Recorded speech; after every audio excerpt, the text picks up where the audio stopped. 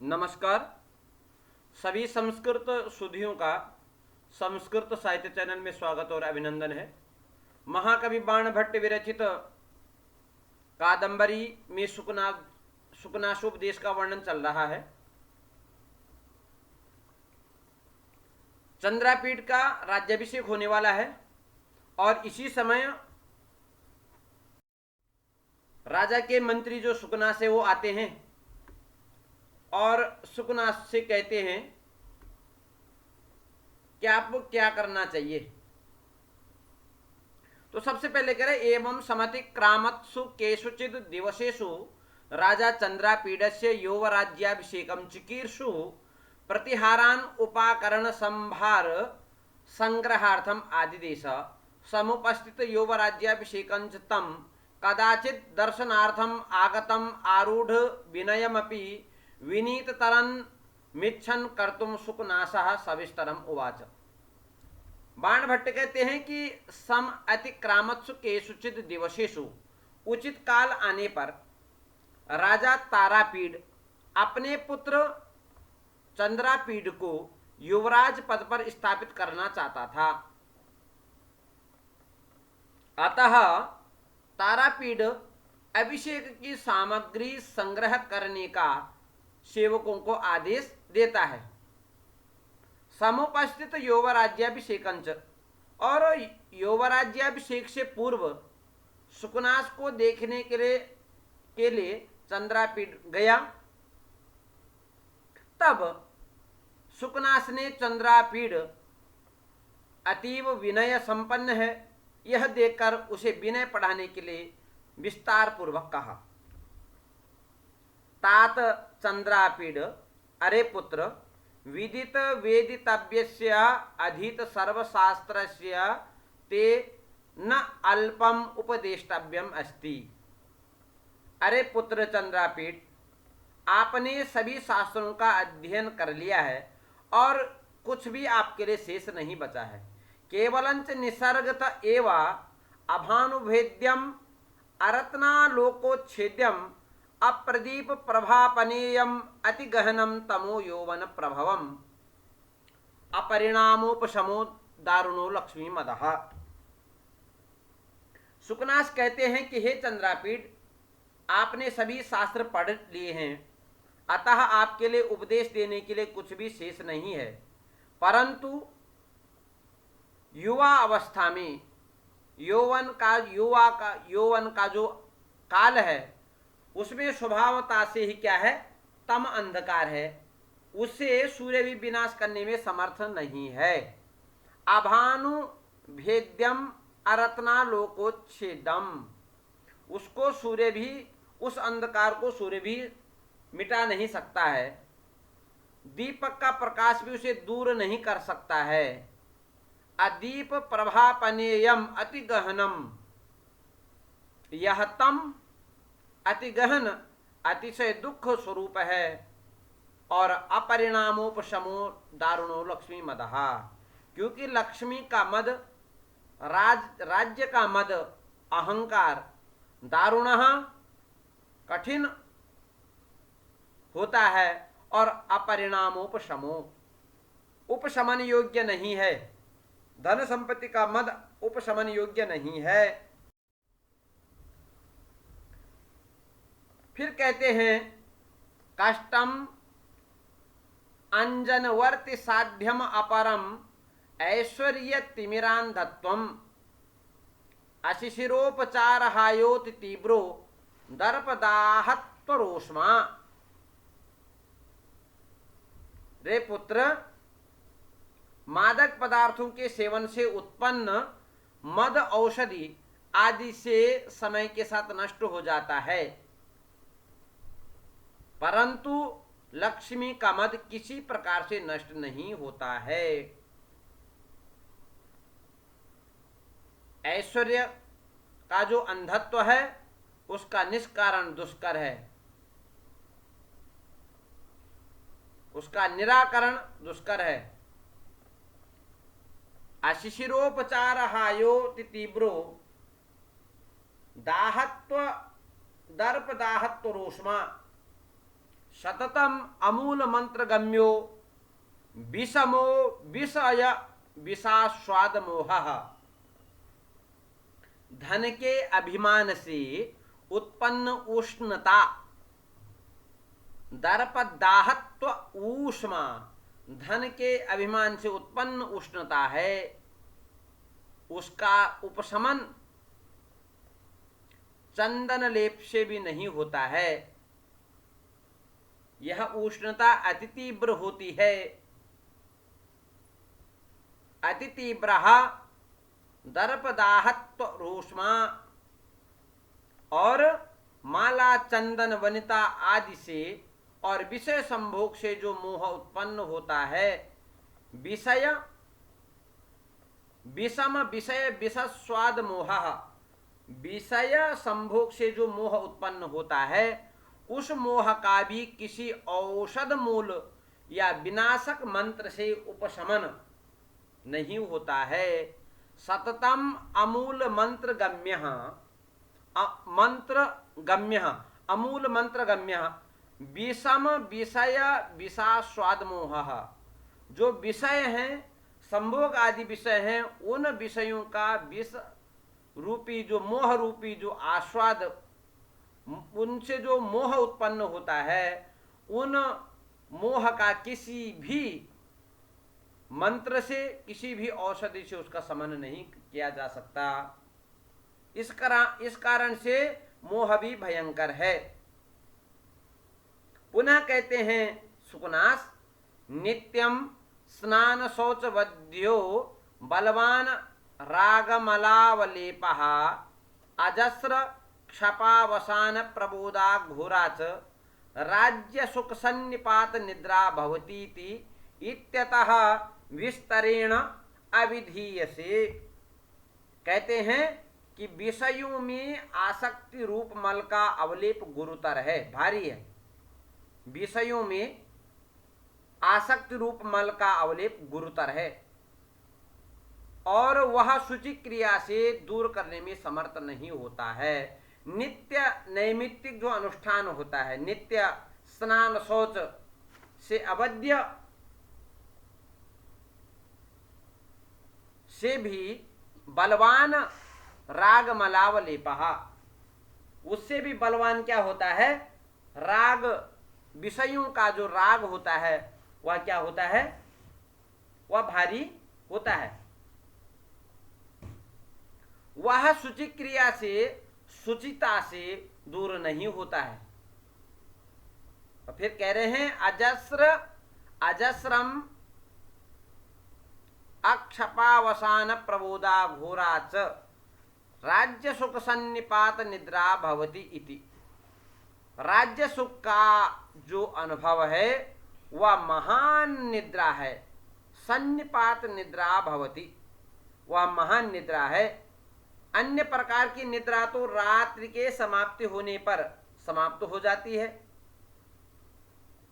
परंतु राज्य सुख की जो निद्रा है वह सरलता से नहीं जाती। राज्य सुख सन्निपात निद्रा घोरा, घोर होती है, वह सरलता से नहीं जाती है।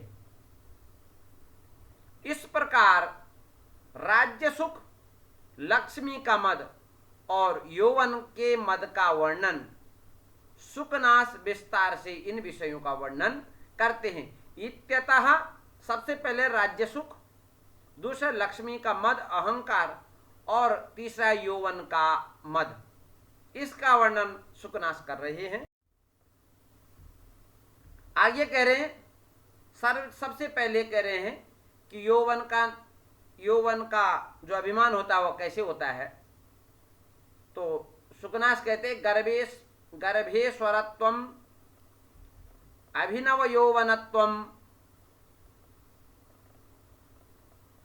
अप्रतिम रूपत्वम अमानुष शक्तित्वं चेति महतीयम खलु अनर्थ परंपरा सर्वा।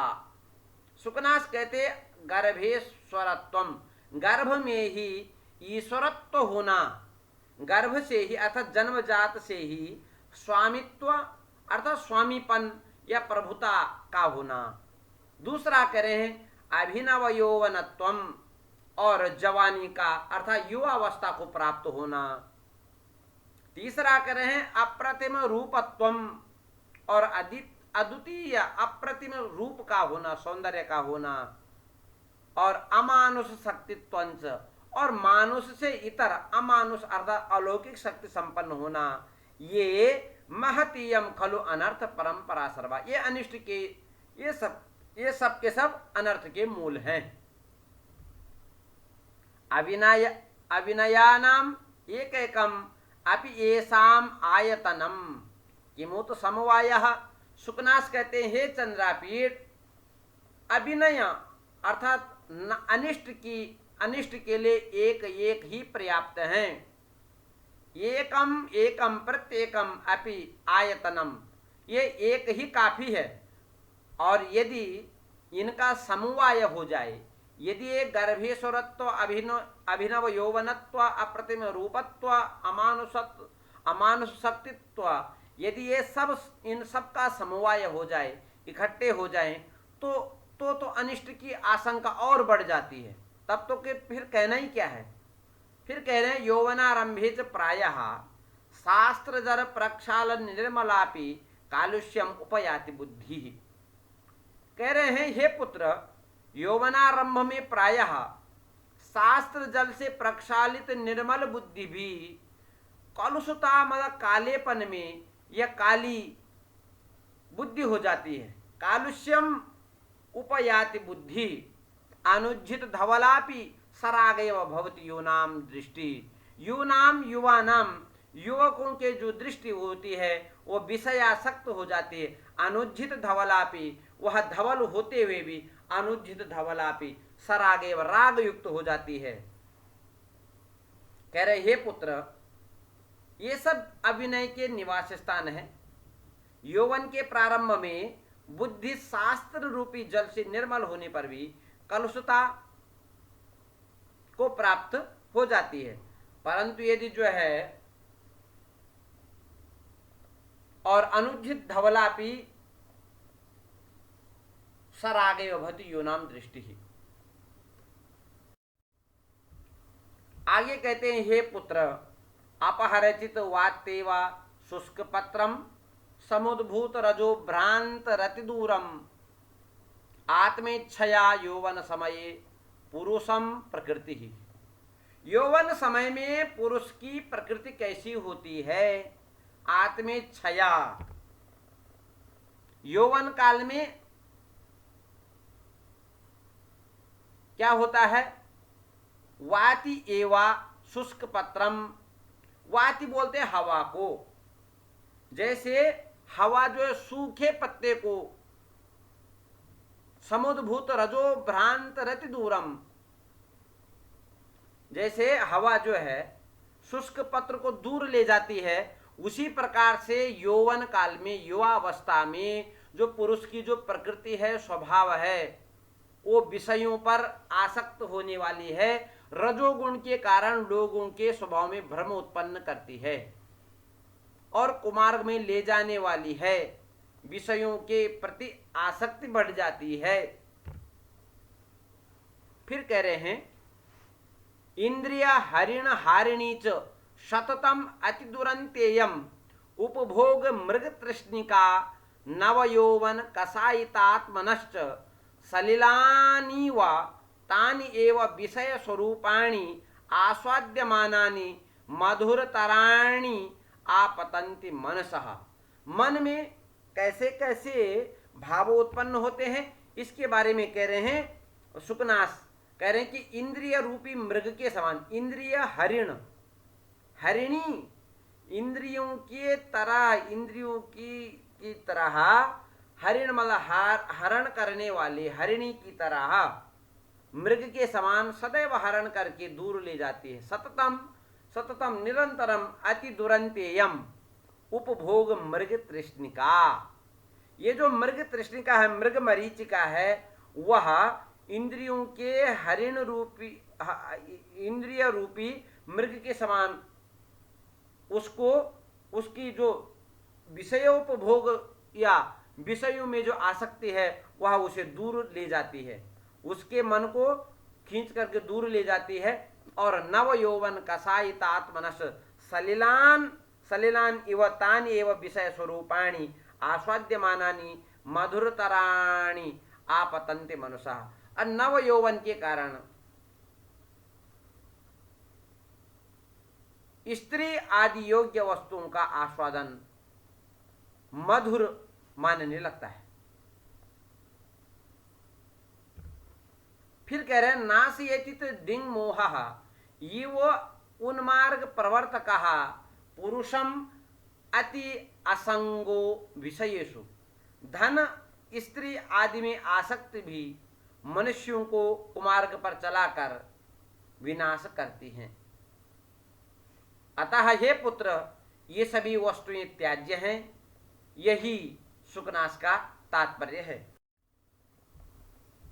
आगे कह रहे हैं कि भवादृशा एव भवन्ति भाजनानि उपदेशानाम। भवादृशाः उपदेशानाम भाजनानि भवन्ति।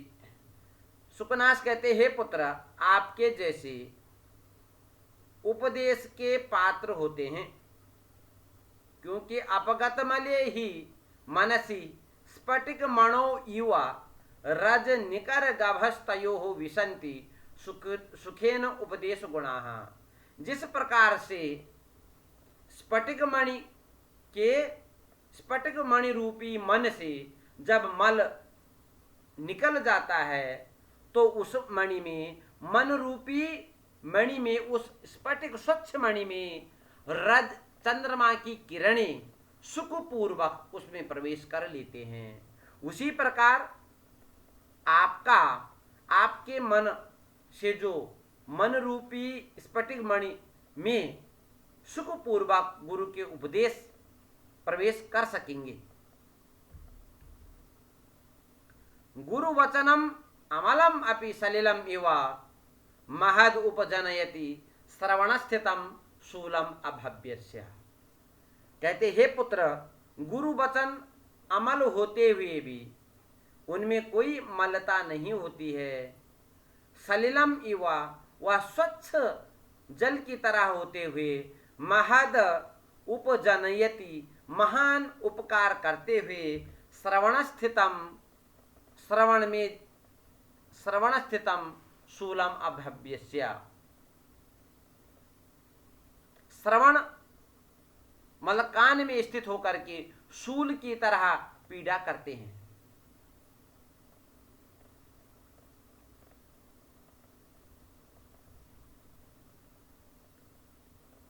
आगे कहते हैं हे पुत्र, इतरस्य तु करिण इव शंखाभरण मानन शोभा समुदयम अधिकतरम उपजनयति हरति च अतिमलिनम अंधकारमिव दोषजातम प्रदोष समय निशाकर इव। हे पुत्र, शंखावली से जैसे करिण इव शंखाभरण आननम, शोभा जैसे शंखावली से जैसे कर्ण के मुख की आनन की शोभा होती है, उसी प्रकार गुरुओं के वचनों से सज्जनों के मुख की शोभा बढ़ती है। अधिकतरम उपजनयति विदुषाम सज्जनानां सताम व हरति च अति मलिनम अंधकारम इव। और गुरु का जो उपदेश है हरति, हरण करता है, जो शिष्य के मन रूपी दर्पण में या मन रूपी स्फटिक मणि में जो अति मलिन अंधकार है वह दूर हो जाता है। दोष जातम प्रदोष समय निशाकर इव, जैसे रात्रि के आरंभ में चंद्र किरणें क्या करती हैं, अंधेरे का पलायन जैसे हो जाता है। कह रहे हैं गुरुपदेशः प्रशम हेतु वयः परिणाम इव पालित रूपेण शिरसिज जालम अलीकुर्वन् गुण रूपेण तदैव परिणमयति। उसी प्रकार गुरु के वचनों से काम क्रोध आदि के समूह का हरण होता है। जिस प्रकार से अति मलिन अंधकार को दोष रूपी प्रदोष समय निशाकर चंद्रमा दूर कर देता है, उसी प्रकार गुरु के वचन गुरुपदेश प्रशम मद शांत होते हैं। आसक्ति काम क्रोध आदि का जो समूह है उसका हरण हो जाता है। परिणाम एवं पलित रूपेण शिरसिज जालम अली कुरन गुण रूप तदेव परिणमत। और वृद्धावस्था में केश सफेद हो जाते हैं, उस शुक्लता से केश स्वच्छ प्रतीत होते हैं। पलित रूपेण वह जो जब गुरु का उपदेश शिष्य पर पड़ता है तो पलित रूप हो जाता है। पलित मतलब बिना वृद्धावस्था के ही वह वृद्धावस्था को प्राप्त हो, जिसको बोलते ज्ञान वृद्ध। और शिरसिज जालम अली कुर्वन गुरु गुण रूपेण तदेव परिणमति। उसी प्रकार शांति के हेतु गुरु वचन से मनुष्य निर्मल होकर सद्गुणों से उसी प्रकार संपूर्णता से परिणत होता है। गुण रूपेण अर्थात सद्गुणों से। आगे कह रहे हैं कि अयम एव च अनास्वादित विषय रसस्य ते कालः उपदेशस्य।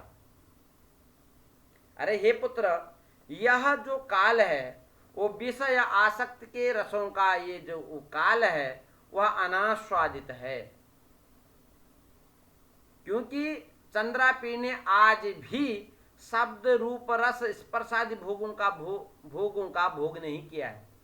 इसलिए सुकनाथ सोचते हैं अयम एवं यह ही अनास्वादित स्वाद न लिए गए हुए विषय रसस्य विषयों के रस का ते काल तुम्हारा जो ये काल है उपदेश से उपदेश का जो ये काल है बहुत अच्छा है।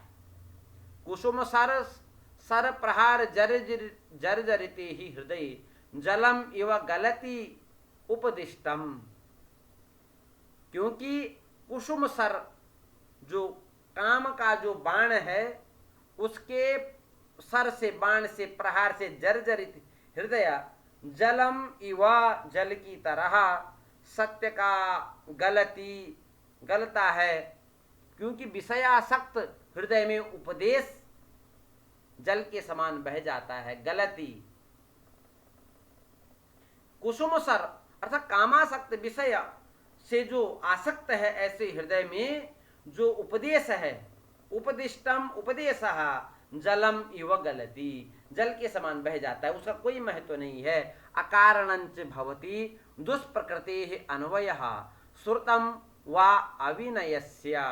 कहते हैं सत्य का प्रभाव विस्तृत नहीं होता है, जैसे अग्नि जल से शांत होती है उसी प्रकार कामदेव के कामबाण दग्ध हृदय को शांत करने के लिए उपदेश रूपी जल का सिंचन करते हैं। परंतु जो दुष्ट स्वभाव संपन्न होते हैं जिनमें विनय नहीं होता है उनमें शास्त्र श्रवण से मन की शांति नहीं होती है। अकारणंच भवति दुष्प्रकृते अन्वयः श्रुतम वा अभिनयस्य। आगे कहते हैं चंदन प्रभवो ही दहति किमनलः। क्या चंदन की लकड़ी से चंदन प्रभव चंदन से उत्पन्न होने वाली अग्नि क्या जलाती नहीं है? यद्यपि चंदन शीतल का कारक है परंतु चंदन की लकड़ी से उत्पन्न होने वाली लकड़ी क्या जलाती नहीं? किम वा प्रशम अहेतुनापि न प्रचंडतरी भवति वाडवानलो वारिण। अरे क्या जो वारी समुद्र की जो अग्नि है वाडवानल क्या वह जल से शांत होती है? नहीं होती है।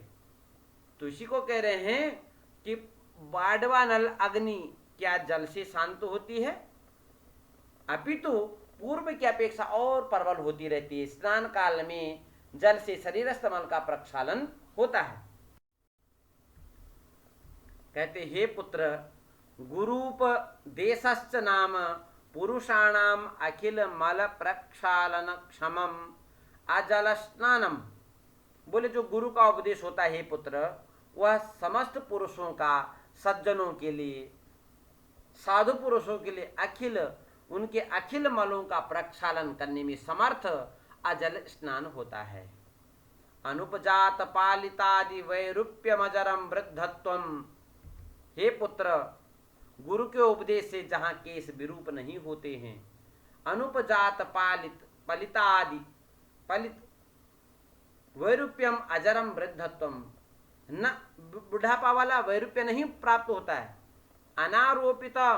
अनारोपित मेदो दोषो गुरु कारणम, और अनारोपित मेदो दोष गुरु कारणम, और सुवर्ण विरचनम अग्राम्यम कर्णाभरणम, और सुवर्ण निर्मित का अभाव होने पर भी कर्णाभरणम, जो कर्ण का आभूषण है, आभरणम, गुरु का उपदेश ऐसा होता। अतीत ज्योतिरालोक, आलोक से भी अधिक प्रकाशवान होता है। नोद्वेग करह प्रजागरह, यह अनुद्वेग कारक, उद्वेग कर नहीं है, प्रजागर है, जागरण वाला है। विशेषेण तो राज्ञाम, यह उपदेश राजाओं के लिए विशेष हितकारक है। हे पुत्र, बिरला ही तेषाम उपदेष्टारः, राजाओं को बिरले ही उपदेश देने वाले होते हैं। प्रतिशब्दक इव राजवचनम अनुगच्छति जनो भयात्, उद्दाम दर्पाश्च पृथुस्थगित श्रवण विवराश्चोपदिश्यमानमपि तेन शृण्वन्ति। अधिकांश तो राजाओं के आज्ञा के पालक होते हैं। प्रतिशब्दक इवा राजवचनम अनुगच्छति जनो भयात्, अरे राजा के भय से कई लोग तो जो है राजा के आज्ञा का पालन करते हैं। और उद्दाम दर्पाश्च पृथु स्थगित श्रवण विवराह जो उपदिश्यमानम अपि तेन शृण्वन्ति, यदि किसी ने उनको दे भी दिया तो वो सुनते नहीं। केवल अहंकार युक्त राजा उपदेश को उद्दाम दर्पाश्च, उद्दाम बहुत ज्यादा दर्प वाले, ऐसे श्रवण विवराश्च उपदिश्यमानमपि, श्रवण में जाते हुए भी ऐसे उपदिश्यमानमपि, उपदेश को भी स्वीकार नहीं करते हैं। श्रवणवंतोपि न, सुनते हुए भी अहंकारी क्या, गज निमीलितेन अवधीरयन्तः, वह जो है अहंकारी गज की तरह क्या उस पर ध्यान नहीं देते हैं। खेदयंती हितोपदेश दायिनो गुरुन, और ऐसे हितोपदेश देने वाली गुरुओं का क्या करते हैं, तिरस्कार करते हैं। अहंकार दाह ज्वर मूर्छांधकारिता विफला ही राज प्रकृति। हे पुत्र, यह जो राज प्रकृति है, राज्य की राजलक्ष्मी की का जो स्वभाव है वह कैसा है, अहंकार युक्त है, दाह ज्वर है, मूर्छा वाला है, अंधकारिता और व्याकुलता को देने वाली है। अली का अभिमानोन्माद कारिणी धनाने राज्य विष विकार तंद्रा प्रदा राजलक्ष्मी। ये जो राजलक्ष्मी है यह कैसी होती है, राज्य को हानि ही प्रदान करती है। अतः चंद्रापीठ विषयासक्त न होकर के गुरुपदेश को सुनकर के, गुरु के आदेशों सुनकर राज्य का पालन करें, उससे राज्य की लक्ष्मी प्रसन्न होती है और उन्नति को धारण करती है।